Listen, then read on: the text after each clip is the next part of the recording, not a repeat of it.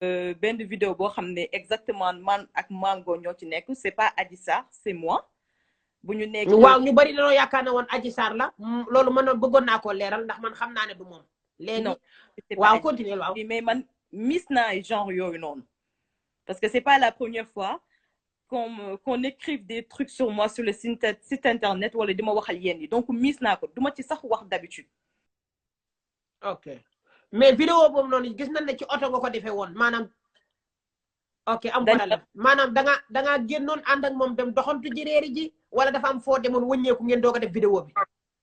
non man dama génnoon j'étais sortie xaw na yàgg tuuti dama génnoon après ñu déggante téléphone je pense que c'est comme ça que ça s'est passé ñu déggante téléphone après ñu jot a wax ma ne ko man de maa ngi ville mu ne ma man aussi je suis à côté maa ngi non il y a un truc qui est en face de Café de Rome ñu ngi koy woowee je sais plus César je pense donc fa la nekkoon ma fekk si ko foofu noonu ñu nekk avec ses amis et tout normal ma ñëw on s'est assis on a bu on a mangé j'ai fait quelques snaps donc après ñu pare ci loolu mu may déposer may ñibbi et j'ai fait un snap dans la voiture c'est ça.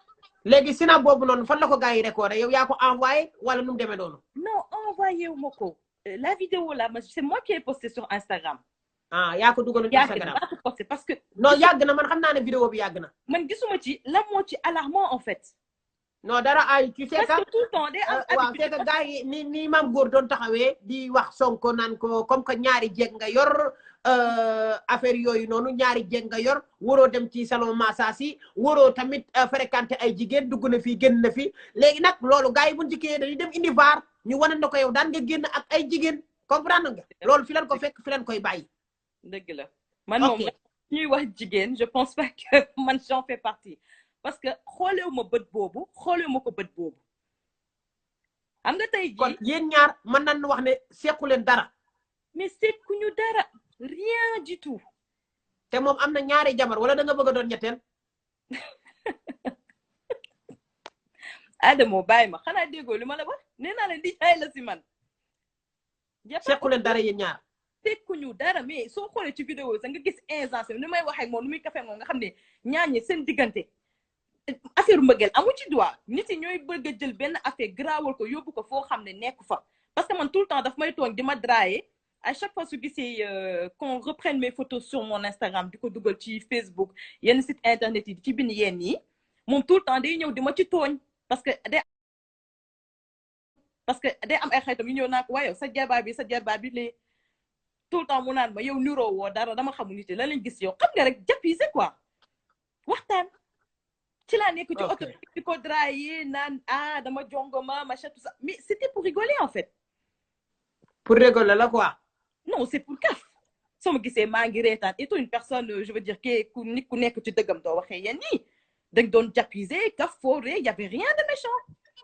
dama ko dugalee jamono yooyu jëloon nañ ko y a certains sites internet qui ont récupéré ça bind ci ay affaire li ma la wax nii moom laa waxoon jamono yooyu dama leen ne carrément Mango man ak moom sekkuñu dara mis à part que dama ko xam depuis très longtemps il m'affectionne énormément et c'est réciproque mbëggeel doxu suñu diggante dara doxu suñu diggante du dul jàmm ak salaam mu sopp ma lool ma sopp ko lool mu di sama xarit y a pas autre chose moom laa répété waat nag bii passé mais il fallait aussi que ma leeral nit yi parce que c'était trop mélangé.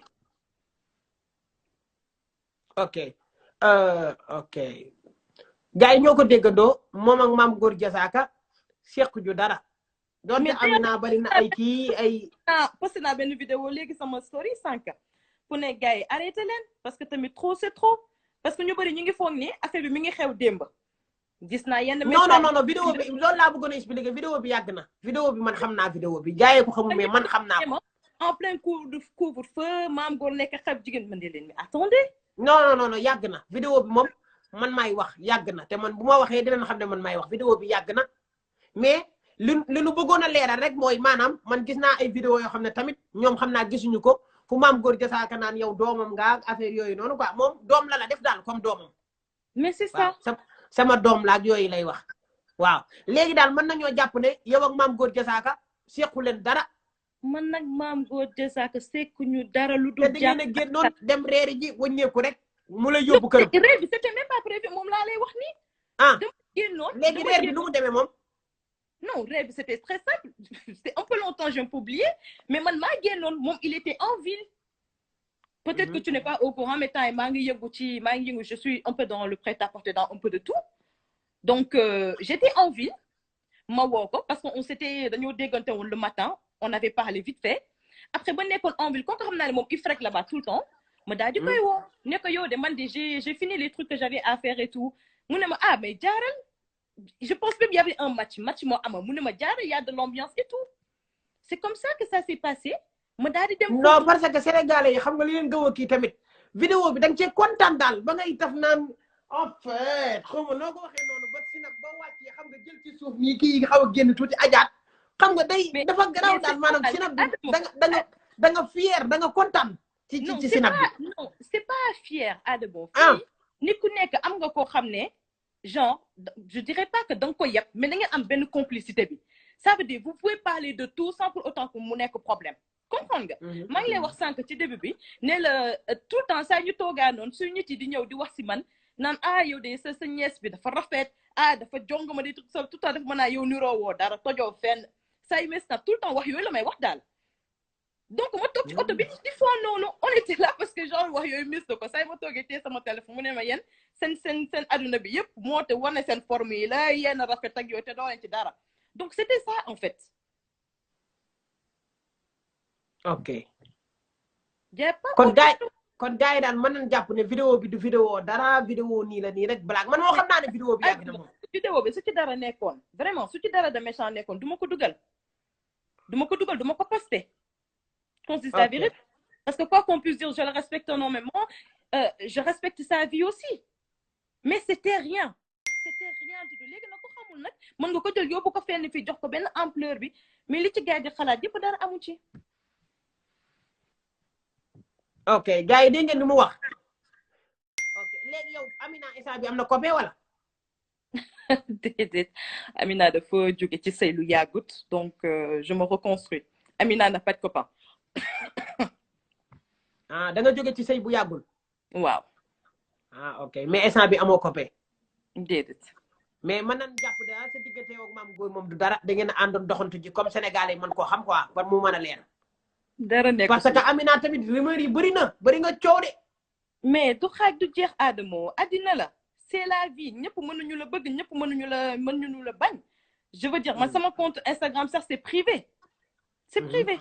après nag ku nekk tu as ta vie tu as ta façon de vivre tu as ta façon de voir les choses je veux dire dewuma ci kenn di wax wala def quoi que ce soit man ñi ma xam la majeure partie du temps ils me connaissent à travers les réseaux sociaux ça veut dire ci réseaux sociaux bi lañ ma xamee tu vois un peu je traîne pas dans certains endroits j'ai pas beaucoup d'amis vraiment li tubaab bi naan je me suffis daal je me suffis. sama sukki mooy lan. je me suffis ça veut dire man rek doy naa sama bopp en fait. je suis pas dans ci yeneen les problèmes tey suba noonu. te sukki ok léegi nag Amina. instant bi nag xam nga boo jógee fii tamit war nga mën a wàññi yu bëri comme sinap beeg non man ça fait longtemps ay wengalu beeg xam naa ne moom physique bu mool nga yor man loolu gis naa ko xam naa ne physique bi macha allah tey jii bu ma lay posé nii question yi sax dina jaaxal gars yi trop parce que dañuy yaakaar ne xam naa maanaam dama la nopp wala dafa loolu may xool si yow xam nga gars yi dañoo garaaw. dara balaa loolu man maa yëkkati sama téléphone j'ai pris ton numéro à travers. waaw daan may woo. je sais comment ça s'est passé je t'ai appelé. ñu waxtaan. nga wax ak man normalement on s'est parlé normalement man ñaala ma ne la kat man tey jii su ma sañoon on m'a envoyé une vidéo que tu bañi je me suis dit kat attends. non dama lay wax dëgg nag te yàlla tax li ma naroon a wax si yow ëpp na lii de man tamit xam nga man tamit man doomu nit ko xam nga sama xol bi dafa rafet. ça veut dire coow li xew nii et tout et ne pas trop rentrer dans les détails. dans les détails moo tax ma bàyyi yu bëri kii ko daal di ñëw ak yow fii daal mais lii nu ma koy nangol ni sax bëriwul mais xam naa yow mooy loolu daal gars yi nag mën nañ jàpp leneen mais waaw amul problème daal léegi nag comme que gars yi ñoo ko déggandoo moom ak maam góor jasaaka sequñu dara vidéo bi yàgg na waaw moo ko posté woon dugal ko léegi nag ñu jël ko foofu waaw noonu la affaire yi demee waaw il y a pas d'ambiguïté, il y a rien du tout. waaw En fait li ma bëgg mooy ni que na gars yi nañu bàyyi di tirer des conclusions actives, ça veut dire dégg tel rek ne damm na. Tu vois un peu, je veux dire tey jii ku nekk yaa ngi sa vie man tey jii am na loo xam ne tey jii genre su ma bëggoon nit xamal ma ko doom ko xamal, je veux dire téléphone bi c'est toi qui vois ce que tu publies. tey jii su ñaawoon wala affaire bi demee neneen du ma ko jël di ko publier ba ay nit ak nit di ko gis. ok léegi Amina ma laaj na benn affaire maanaam yow sa suuru anniversaire bële jàll 2 ans def na ko gaayin boobu noonu copain boobu noonu far la woon wala maanaam moom moo la takk da ngeen doon génn après mu takk la. Bon. yaa ngi fàttali ko anniversaire bi yàgg na. def na 2 ans. Je m'étais dit que j'allais pas rentrer dans les détails, mais vu que cette question-là revient souvent, je vais quand même en parler. C'était pas mon fiancé, c'était une personne avec qui j'étais. Amna ay wax ju bëri ci wax yoo xam ne ay waxi fen la.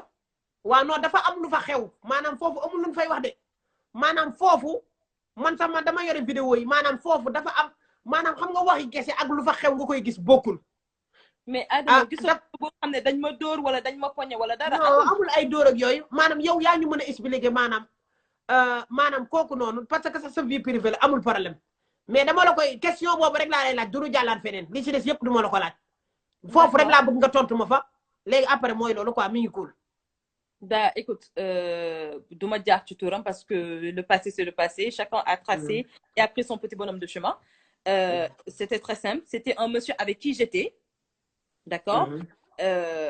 Encore une fois ma préciser dara sama anniversaire benn góor financé wu ko man maa yëkkati sama xaalis def sama anniversaire bégal sama xol. donc ñi wax naa non dafa fay carton bi xaw ma lan ak lan waxi kasaw yooyu noonu vraiment tout est faux. Il y a rien de tout ça. J'ai organisé une très belle soirée d'anniversaire. J'ai convié tous mes proches, pratiquement tous mes proches. J'ai fêté mon anniversaire comme je l'entendais. C'était mon petit ami à l'époque qui anniversaire bi il a sorti une bague pour me demander ma main devant tout le monde. Ok léegi yow ak waa ji maanaam yow ak waa ji ci boppam yéen ñaar doonu leen woon copain maanaam yow génnuloo ak waa ji. Non, on sortait ensemble. On sortait waaw kay parce que xam nga koo génnulul mënoo koo fóon ak yooyu comprendre nga waaw foofu laay waxee moo tax affaire bi jaaxal ma léegi rumeur yi bëri na foofu parce que man mi tamit am naa ci ay preuve waaye maanaam dafa nekk loo xam ne mënuma wax lépp fii ndax yow woo nga ma téléphone waxtaan nañu te loolu taxul woon direct bi am. dëgg la. loolu maanaam sa li ngay dund la xam nga kay benn affaire rek nga defee lu rafet mooy woo bi ma woo nii dafa baax. C'était la moindre des choses parce que j'aime pas quand on aiguise les gens en erreur. waaw appel bi moom wax dëgg yàlla moom appel bi moom c'est bon se trouve le appel bien léegi amul problème léegi daal Mame Goor Diazaka bi gars yi leeral nga ko. Il y a rien entre nous. Comme ni ma ko c'est un oncle c'est mon ami te suñu relation on est très fusionnel. On est très fusionnel loolu dara du ko dindi ça date pas d'aujourd'hui. yàgg na. ok léegi gars yi gis ngeen ko noonu comme ni nga ko gisee dama ko invité woon dafa gis sama post story bi ñu dugal ko woo na ma téléphone waxtaan nanu ñëw na leeral na Sénégalais yi vidéo bi nag yàgg na loolu moom mën naa ko confirmer ne vidéo bi yàgg na. te sama maanaam Mame Goor Diazaka dafa sonal Sonko moo tax il faut ñu yóbbu ko VAR mais c'est passé yàgg na moom man xam naa loolu. J'ai compris mais bon ampleur bi mu jël moo tax il fallait que quand même lii mu am quoi il fallait que lii mu am parce que man je suis pas du genre di dem di toog ci presse di raconter ma vie non man à chaque fois su may wax dara amee su may wax dama koy jaarale sur mes réseaux sociaux ça veut dire Snapchat ou Instagram donc léegi nag leen am na ku nekk chacun a sa façon de voir les choses duma fi dekk di ku Sénégalais bu nekk ma taxaw ak site internet yi ñuy dugal dinañ ko dugal xam naa suba dañuy ñëw pour seetaan dinañ xam li nga wax parce que direct bi boo fexesee ba dugg ba wax li ngay wax rek jeex na léegi keneen koo xam ne nee na waaw lii fépp fi lay leere quoi ok entre Amina Saleh y a rien entre eux dara xewul kóllëre bu yàgg on est de très bons amis sama nijaay la donc te loolu du lu bees du lu bees dañoo kaf dañoo rey y a pas autre chose en fait bu ñu il faut mais pas reer bi ban restaurant ngeen demoon. non c'était au César wax naa la ko ok mais du yéen ñaar kese. bah non il y avait du man ak moom kese parce qu'il y avait des gens tout autour. mais demu leen fenn dugg leen ci kii da ngeen a toog rek di lekk. joru ngay ree de. ah d'accord déet attends yow tu veux me faire dire un truc mais dama xamul la nga ma bëgg a wax loolu pourtant ma ce que je t'ai dit c'est clair et net en fait li ma la. non demande rek maanaam xam nga am na ñoo xam ne nii dañuy ànd ak seen far yi dem restaurant après ñu dugg ci ay hôtel wala affaire yooyu bëri na man mi sax dama koy def. hôtel far mais da dul far duggoo foofu loolu la rek. amul hôtel amul dara. toog lekk rek ñibbi. toog lekk y avait du monde y avait du tout amoon na benn équipe bu doon jouer mais je me souviens plus c'était comme il y avait. mais sa sinap bi dafa am doole nag ba nga ko xëccee nii xam nga gars yi da leen di jaaxal. mais ba ngay sinap noonu maam góor dafa bañoon nga jël ko wala lu mu doon wax noonu dama comprendre bu baax. non au début. ndax yaa ngi naan ko arrête. au début dama jël sama téléphone bi di snap. bu dee ba sama seen ñàkk fayda na mais seen oto bi kenn du gis snap. ma téye sama téléphone snap di non dama jonga parce que xam naa ko à chaque fois su ma fekkee may wax yooyu noonu mu ne ma jonga woo dara. di ma tooñ daal daan ma yow man dama xamul nit lu ñu gis yow kenn xamul lan ngay nirool genre yooyu daal suñu kaf sama diggante man ak moom la y a pas autre chose donc c'est comme ça que c'est parti. c'était tellement important c'est comme ça que c'est parti. ok les gars yi nañ jàpp ne sequñu dara ñoom ñaar dañoo def benn sinap dugal comme sinap bi moom yàgg na man loolu mën naa ko confirmer man sinap bi yàgg na mais xam nga vaar lañ bëgg a yóbbu rek comme que vaar dafa xew ñu ne nan delloo si vaar léegi borom vaar baa ngi nii expliqué na affaire yi xam ngeen ni mu demee xam naa kontaan ngeen man tamit kontaan naa. jërëjëf te foog naa yéen ku nekk ci live bi bëgg ngeen te gis naa ne demande yi reetaan la positif na mi ngi cool. c'est tout Amina. arrêtez d'interpréter à chaque fois des choses yoo xam ne gën am seen